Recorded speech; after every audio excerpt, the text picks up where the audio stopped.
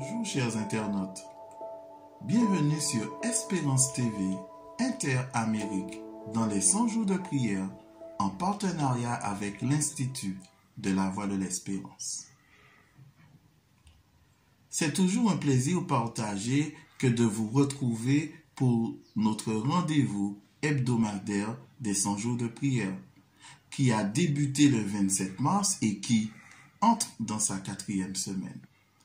Notre thème central du sein de notre urgent besoin, invoquons Jésus. Oyez, oyez, il n'y a plus de masque. Ce petit accessoire vient de se rajouter dans notre panoplie vestimentaire du quotidien. Pour certains, en papier à usage unique ou pour d'autres en tissu lavable, il est devenu aujourd'hui l'accessoire indispensable pour garantir notre sécurité. Pour autant, la question est la suivante. Qu'avons-nous à cacher ou protéger?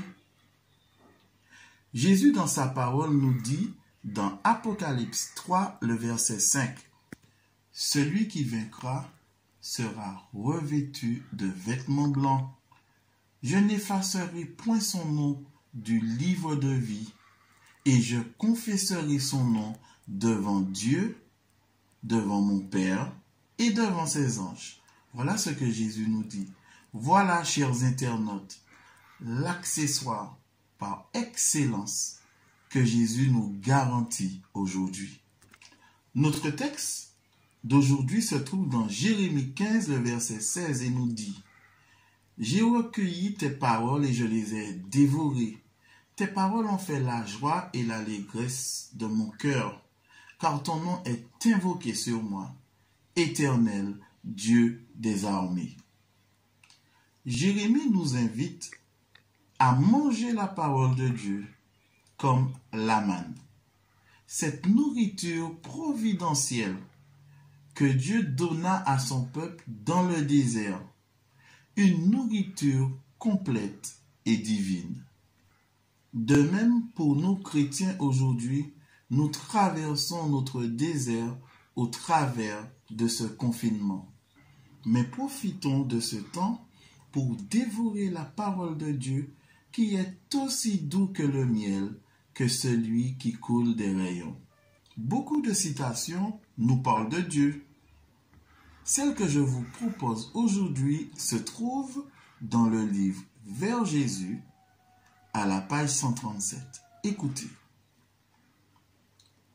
Rien n'est plus propre à fortifier l'intelligence que l'étude des Écritures. Aucun livre n'égale la Bible pour élever les pensées, pour donner de la vigueur aux facultés de l'âme. Si les hommes l'étudiaient comme elle doit l'être, ils posséderaient une largeur d'esprit, une noblesse de caractère et une constance de dessein qui se rencontrent rarement à notre époque. Voilà cette citation formidable. Mais j'ai aussi une question pour vous, une question à méditer. Qu'est-ce qui a été particulièrement significatif ou qui récemment vous a porté de la joie dans votre étude de la parole? Aujourd'hui, pourquoi ne prendriez-vous pas le temps de partager cette joie avec quelqu'un? Laissez-moi partager aussi avec vous ce sujet de gratitude qui m'a beaucoup fait réfléchir. On s'attendait à ce que les hôpitaux de la ville de New York soient surpeuplés, sans lits et sans assez de respirateurs. Mais bien qu'ils aient été très remplis, il leur reste tout de même encore un peu de place.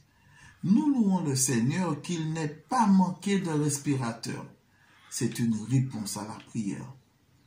Et comme vous le savez, nous avons nos sujets de prière auxquels nous tenons. Voici ceux que j'ai à partager aujourd'hui avec vous. Ils sont au nombre de 5. Prions pour ceux qui occupent des postes de sécurité comme les policiers et autres.